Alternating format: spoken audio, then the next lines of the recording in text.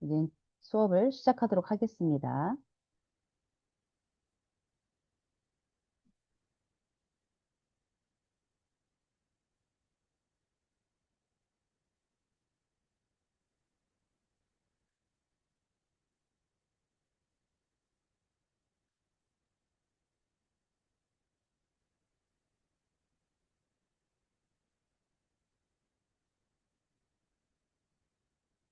자, 우리 그동안에는 우리가 근세를 통해서 로코코 시대까지 함께 보았습니다.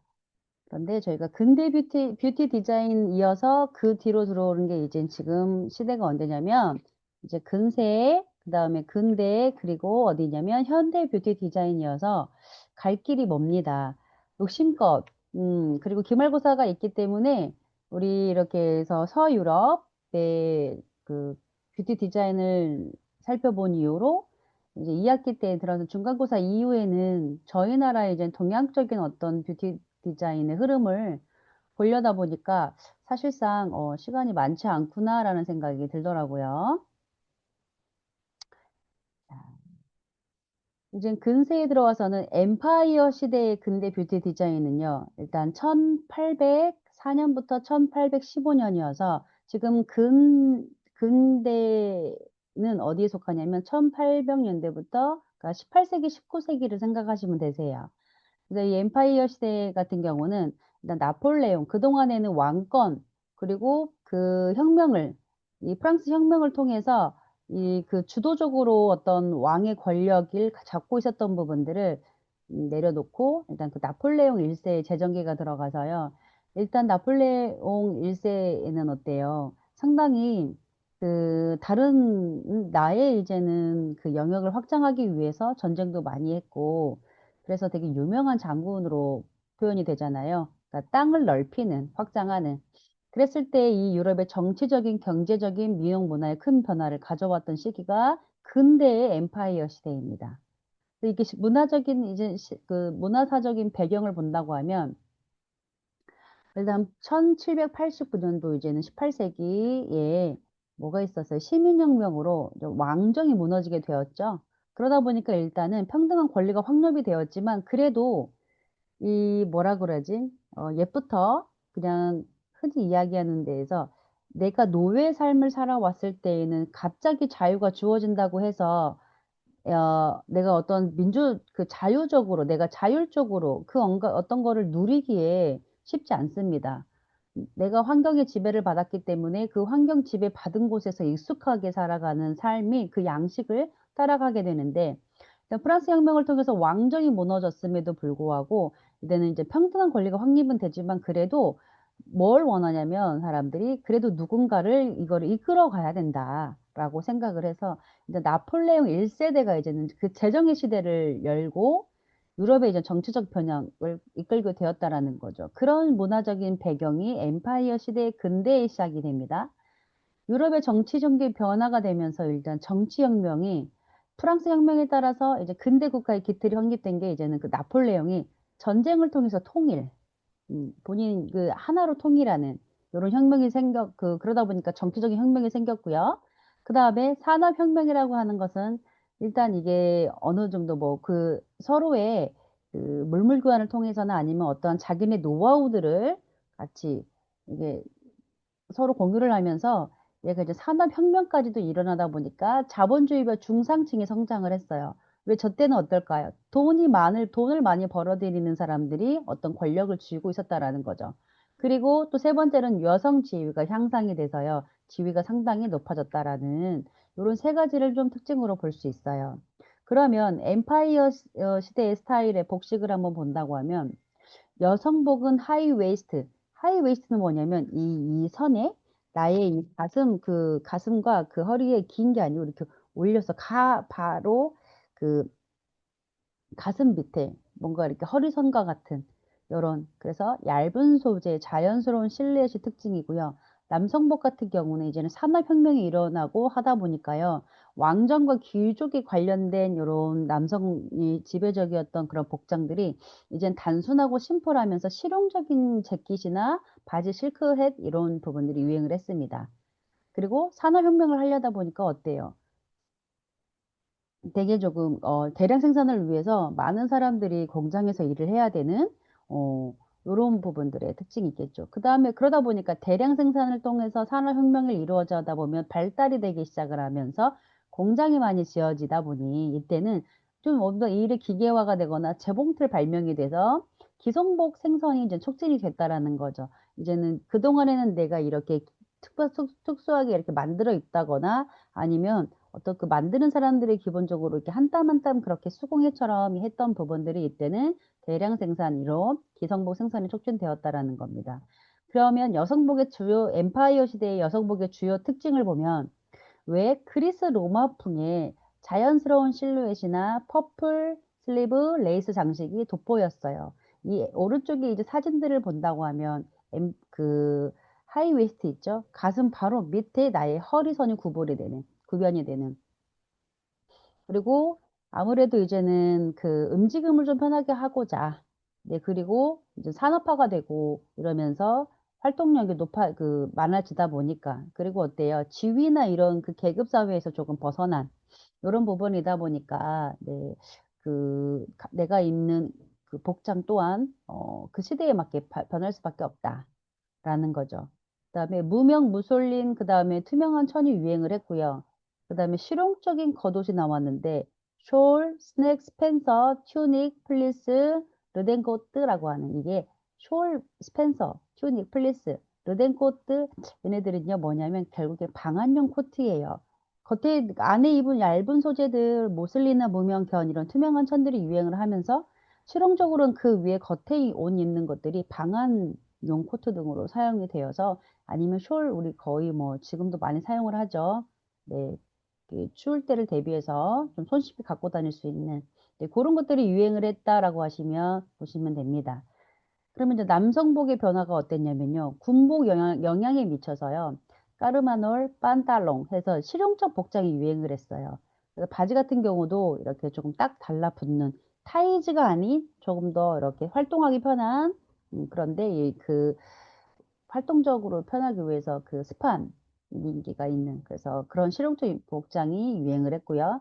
그 다음에 귀족복 요소는요.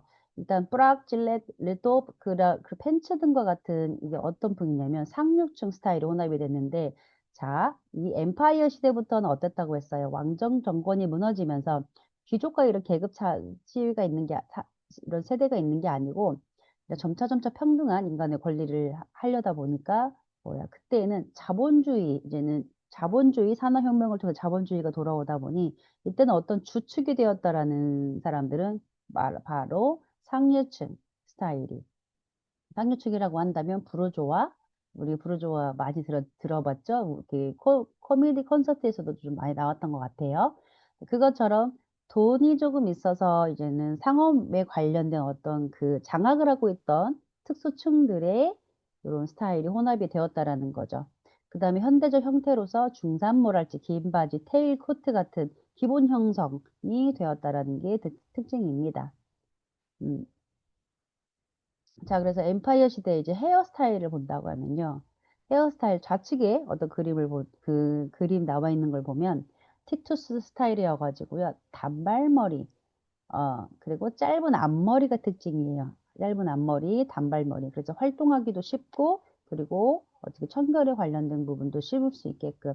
그 다음에 두 번째는 푸시케 스타일이어가지고요.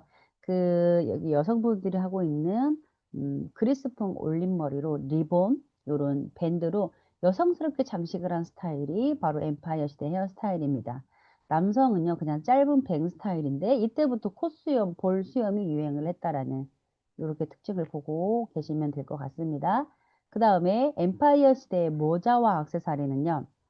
여성 모자는 보닛, 네, 옆에서 보면 그 사람 얼굴이, 여성의 얼굴이 보이지 않을 정도로 보닛, 그리고 밀짚 모자, 리본, 깃털, 베일, 그래서 다양한 장식을 사용을 했고요.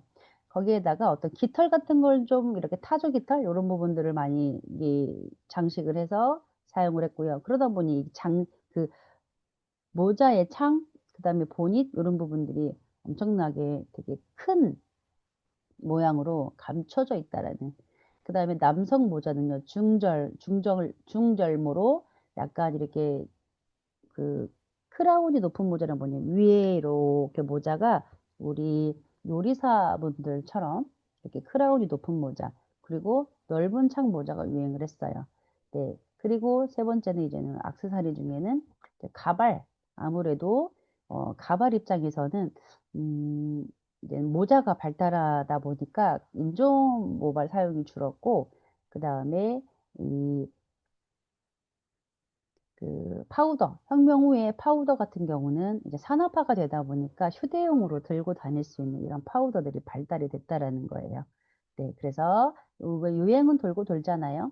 네, 예전에 근대 그 이전에 근세 시대에 그 시대가 지났을 때 유행은 돌고 돌아서 또 다시 어, 유행을 하게 되고 다시 또 반복하게 되고 이런 현상들입니다.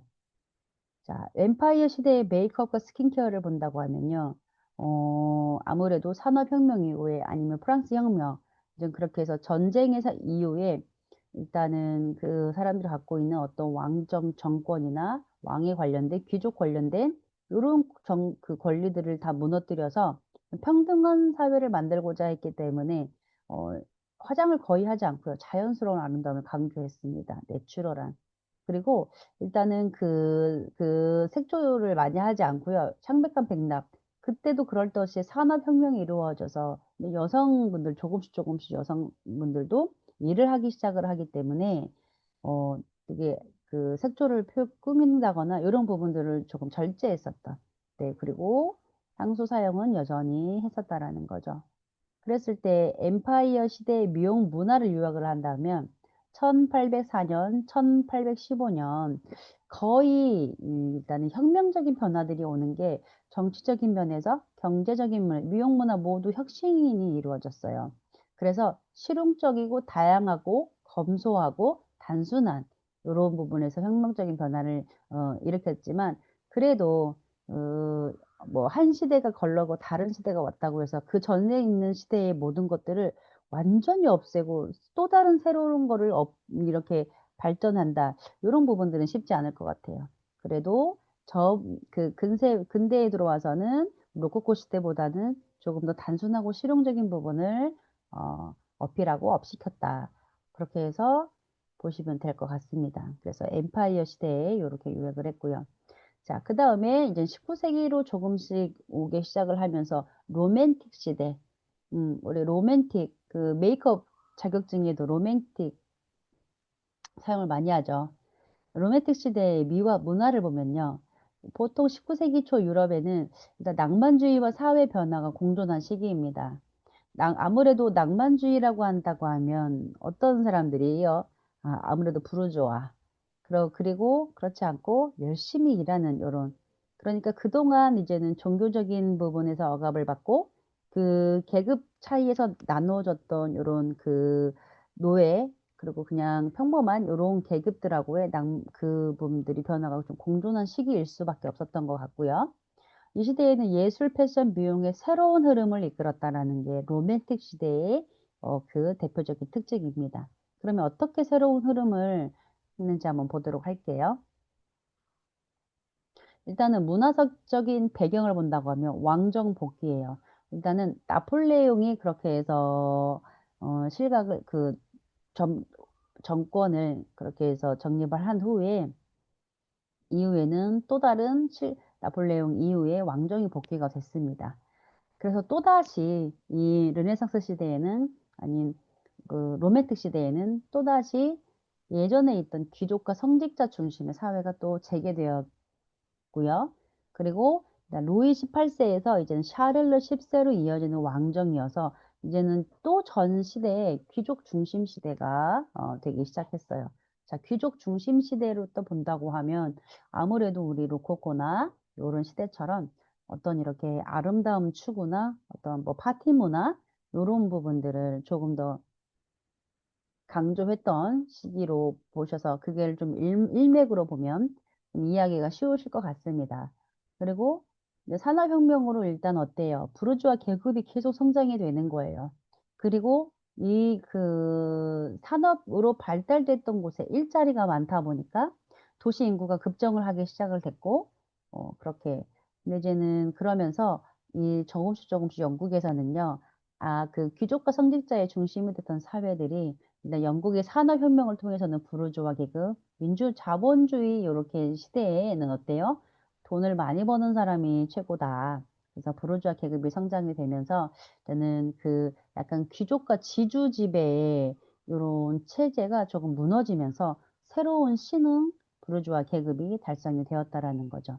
그러다 보니 그동안에 이제는 귀족이나 지주 체제의 지배에서부터 흘러왔던 보이지 않는 그 뿌리 깊은 어떤 기준들이 있을 거 아니에요? 그런 데에서 많이 탈피를 했을 것이다. 왜냐면 신흥 부르주아 계급이 다시 달성이 되었기 때문에. 그래서 조금 더 다양해지지 않았을까라고 하는 유추를 좀 해볼 수 있을 것 같습니다. 그랬을 때 로맨틱 시대는요, 사회 구조와 이제 노동자 계급이 이제 나뉘어져요. 도시화의 영향이다 보니까 사회 구조, 이때부터 어찌 보면 사회 구조, 그런데 그 뭐 민주주의랄지, 공산당 외에 사회주의랄지, 그런 자본주의랄지, 이런 시대에 계급은 지금도, 계급은 나뉘어져 있지 않지만, 어쨌든 계급이라고 하는 사회 구조상 필요한 어떤 그 딜레마적인 요런 층 부류? 요런 부분들은 보이지 않는 계급들은 존재를 하는 것 같아요.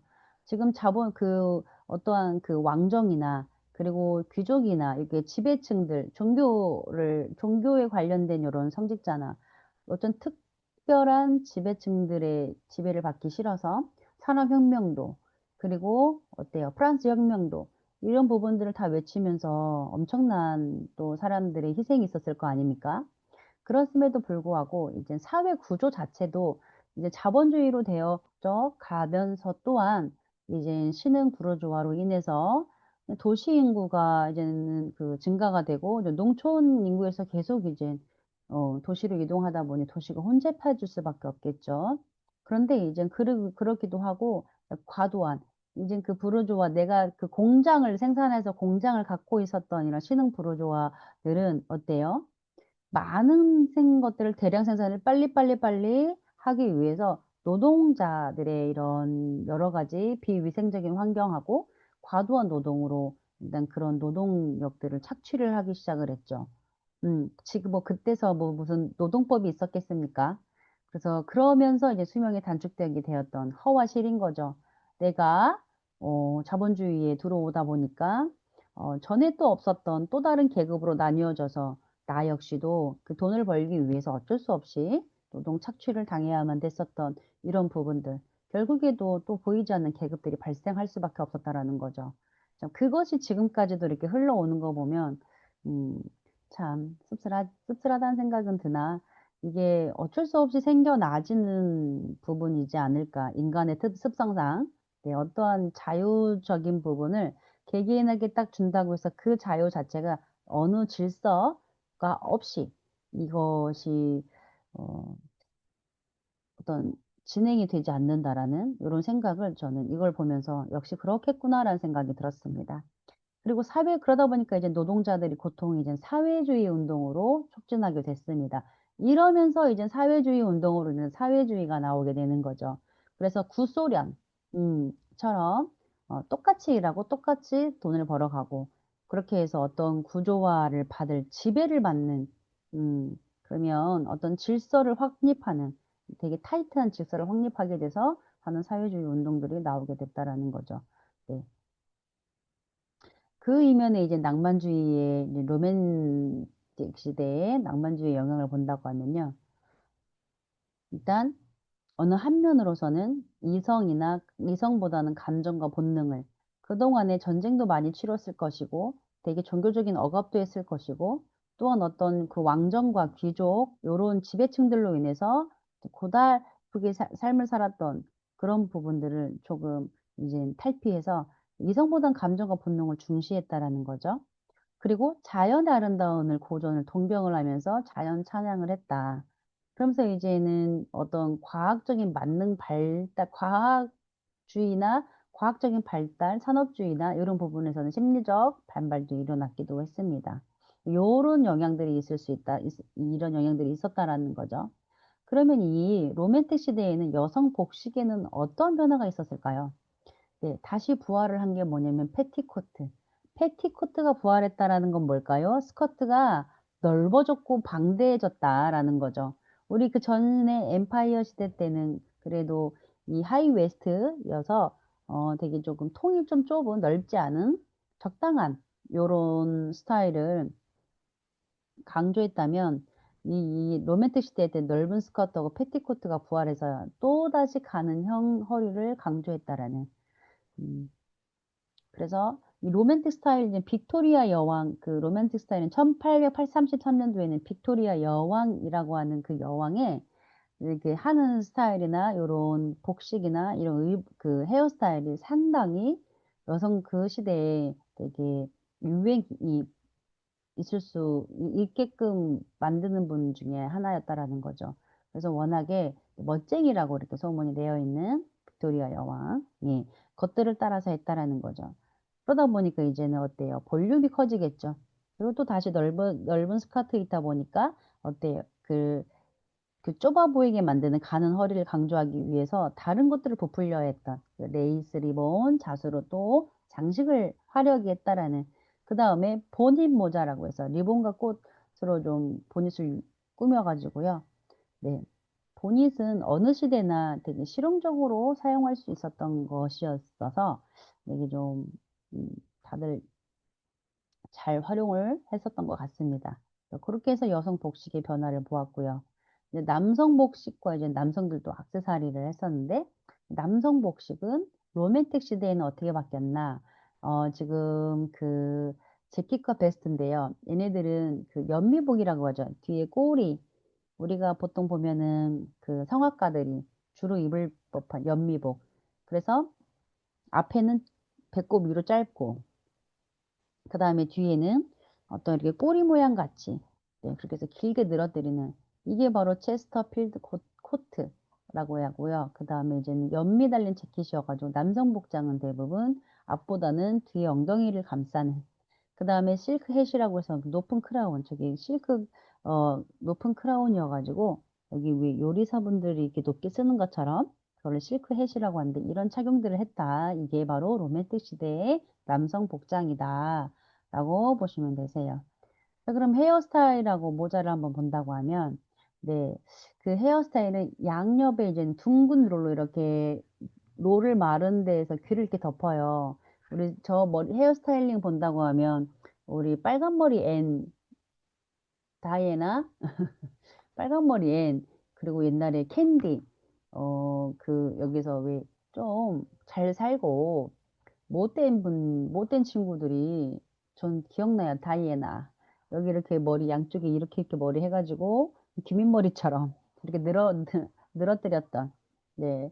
그래서 헤어스타일과 모자는 양옆 롤 헤어를 뒤덮는 스타일로 유행이 됐다라는 거예요. 그리고 아폴로 놋이라고 하는 것은요. 머리카락으로 고리를 만들어 가지고요. 깃털과 보석 장식을 하는데 우리 로코코 시대 때 헤어스타일 기억하시나요? 천장이 닿을 정도로 엄청 높게끔 거기다 뭔가를 높이 올리기 위해서 뭔가 장식을 했던, 네, 그래서 머리카락으로 고리 깃털 보석 장식을 했고요. 그 다음에 보니 터번 캡, 다양한 모자 형태의 유행이었다. 로맨틱에는 그 깃털이 많은 되게 큰 것도 있었고, 그 다음에 이제 본인 형태 아니면 터번과 같은 머리를 늘어뜨리기 쉽지 않게끔 만든었던 어떤 터번, 이런 캡 모자, 이런 부분들도 유행을 했었다라고 보시면 되세요. 자, 그 다음에 보통 또 여기 로맨틱 시대에서는 판텔레츠라고 하는 요 부분들이 유행을 했는데요. 일단은 흰색으로 된 근대나 근세물 본다고 하면은 치마 속에다가 우리 고쟁이, 우리 한국어로 친다고 하면 옛날 어른들이 입었던 한국 그 고쟁이 같은 흰색에다가 이렇게 밑에 탁 프릴 있는 그래서 발목에다가 고정을 시켜서 고무줄 처리가 되어 있는 요런 이거를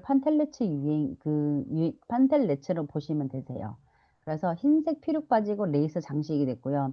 그 다음에 드레스는요. 아동복 드레스 길이처럼 좀 짧아졌다. 짧아져서 활동을 좀 하는데 도움이 됐다. 그리고 실용적이지만 그리고 실용적이면서도 장식적인 요소들을 강조했는데 자, 오른쪽에 저 그림들을 보면요. 보닛을 쓰고 있는 풍자 그림이어서 보닛 보닛이 얼마나 앞으로 이렇게 좀 모아져 있는 상태면 보통 남자 얼굴을 감싸서 이렇게 할 정도로 되게 보닛의 길이가 길었다라는 거죠. 그래서 이 로맨틱 시대의 남녀 풍자 그림을 봤을 때에도 머리에 다양한 것들을 이고지고 해가지고 고개도 이게 들어 올릴 수 없을 정도로 그러니까 헤어 장식에 많은 돈을 썼고 그리고 이제 롱 헤어라는 이런 부분들을 저 그림들을 보시고 참고하세요. 그 다음에 이제 로맨틱 시대의 메이크업과 스킨케어를 본다고 하면요. 스킨케어, 그 엠파이어 시대도 마찬가지고, 이 로맨틱 시대에도 보면 되게 자연스러운 화장을 했습니다. 자연스러운 화장이라고 한다면 거의 색조 화장을 안 했다고 보시면 되세요. 그리고 쌀가루본을 해가지고 흰 피부도 여전히 선호를 합니다. 그리고 볼 연지 입술은 살짝만 이렇게 좀 혈색이 좋게끔 만들어내는 이런 시대였는데요. 일단은 여기 로맨틱 시대에는요, 낭만주의 표현이 전개가 됐던 것들이 약간 조금 뭐라고 하면 약간 이렇게 계몽, 반혁명의 시기로 사상적 배경이 된 계몽 사상과 고전주의의 반발로 인해서요, 워낙에 얼마나 상처들을 많이 받고 그렇으면 정서적으로 불안한 시기, 이런 부분들을 여기 거쳐오면서 정서, 감동, 신앙을 중시하는 새로운 낭만주의가 표현 양식으로 전개가 되었다라고 배경으로 참고하시면 되겠습니다. 그럼 로맨틱 시대 유산을 한번 보면요. 예술과 패션의 융합, 점점 근대에 와서는 일단은 예술적인 부분 패션의 융합이랄지 기성복이랄지 이런 그러니까 패션이나 이런 부분들을 예술도 그렇지만 상당히 발달이 돼가고 있는 시대입니다. 근데 그걸 감성을 중요시하고 창의성을 강조한 시대예요. 그러니까 어떤 획일적인 부분으로 있는 게 아닌 귀족이, 귀족이 유행하는 것, 그도 그럴 것이 이제는 우리가 생산을 좀 많이 해내는 시대이다 보니까, 일단 그 옷 만드는 것도 빠른 시간에 만들 수 있겠죠? 그러다 보니 이제는 다른 쪽으로도 눈을 돌릴 수 있는 패션에 어떤 다른 분야. 그래서 감성과 창의성을 강조했다. 그리고 사회 변형의 변형의 반영은요, 복식과 미용의 시대상이 반영이 됐고요. 오늘날까지도 영감을 주는 로맨틱 스타일입니다. 현대까지도. 그래서 근대에 있었던 뭐 헤어스타일링이랄지 메이크업 스타일링 이런 부분들은요, 이제 산업화가 되면서 근대에 영향을 주는 부분까지 영향을 미친다라고 보시면 되십니다. 자, 그 다음에 1850년에서 1870년대까지 크리놀린 시대입니다. 크리놀린. 이때는 또 뭐 한 시대가 화려하면 한 시대는 조금 검소하고 자연스럽고 그런데 우리가 지금 엠파이어 시대 거쳐서 로맨틱 시대의 자연스러운 아름다움을 표현하는 시대를 걸쳐서 1850년대, 1870년대 크리놀린 시대에 오게 되면요. 여기는 또 화려함과 변화의 시작이 됩니다. 음, 크리놀린 시대에는요. 일단 그 나폴레옹 1세 그가 이제 정권을 내려놓고 나폴레옹 3세하고 영국의 빅토리아 여행이 통치 안에서 그래서 왜 그 영국의 빅토리아가 워낙에 미적인 부분에 감각이 뛰어나다 보니까 그 빅토리아 여왕이 하고 있던 이런 부분들의 패션이나 어떤 그런 양식적인 문화적인 부분이 아무래도 좀 다양하게 내려오던 부분들이 정치적으로, 사회적으로, 문화적으로 큰 변화를 겪는 시기입니다. 아무래도 그 실용적이고 그리고 검소하고 단순하고 심플하고 이런 시대보다는 화려함이 있을 때 다양한 것들의 어떤 부분들의 패션이든 뷰티든 이런 문화들이 조금 더 확장을 하게 되고 발전을 하게 되는 것 같습니다. 이 시기에는 산업혁명, 복식, 미용, 생활, 양식 전반에 걸쳐서 이젠 새로운 트렌드가 등장을 했습니다. 새로운 트렌드. 로맨틱 시대에도 또 다른 새로운 부분에 뭔가 문화가 있었다면 그 다음에 크리놀린 시대에도 이런 새로운 트렌드가 등장을 했다는 거죠. 근데 두 제국의 전성기가 있어요. 프랑스 제2 정권의 그래서 3세가 나폴레옹 1세의 쿠데타로 권력을 잡아버려요. 그리고 국내외적으로 프랑스의 위상을 높였습니다.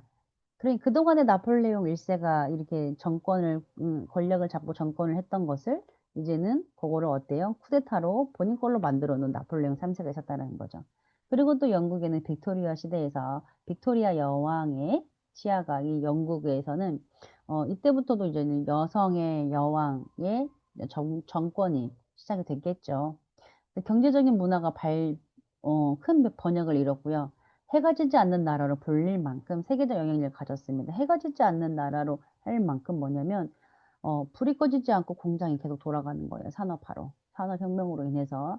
그러니까 불철주야 어떻게 뭔가 만들어지고 생산을 해냈다라는 이런 시대인 거죠. 네, 그래서 이런 두 가지의 문화사적 배경을 갖고 있습니다. 그러니까 프랑스와 영국의 두 제국의 이전 전성기를 맛볼 수 있는 거죠.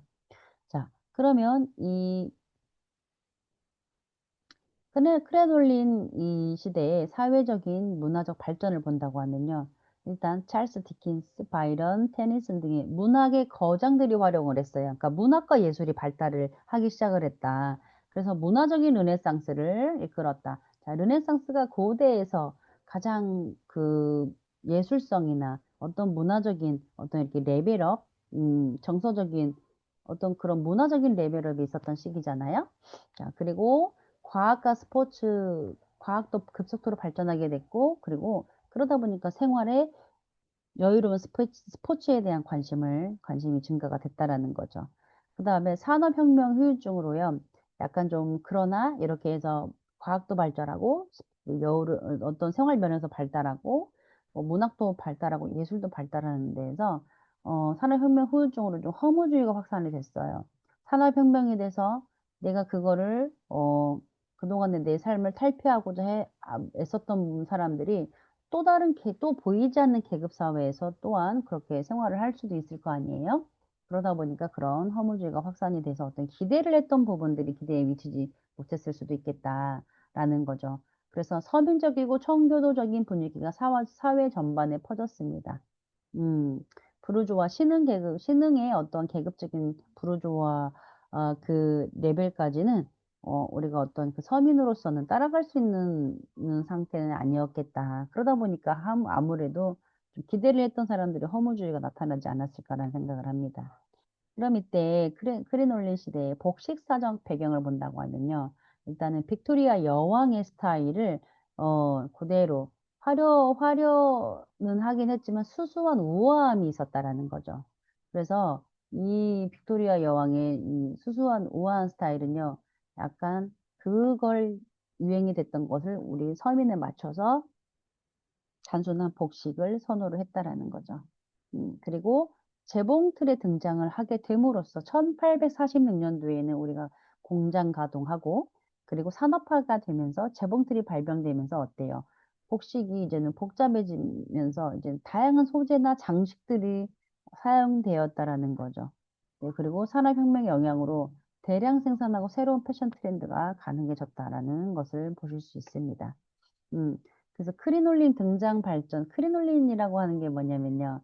네, 그냥 그 스타일이 뭐냐면 스커트를 풍성하게 또 부풀려서, 네, 그걸 말털과 마로 만든 속치마로 시작이 돼서요. 속치마가 넓다 보니 어때요? 겉에 층에 있는 스커트도 넓은 통으로 넓어질 수밖에 없다라는 거.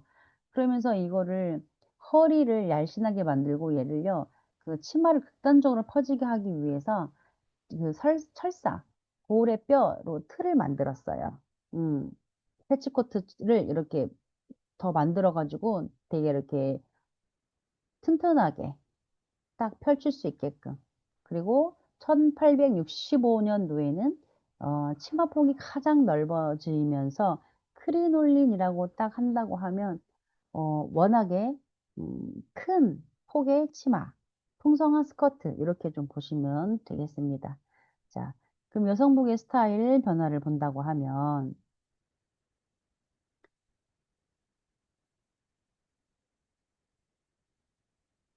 잠시만 네, 공유 중지하고요. 저희가 너무 긴 시간 하게 되면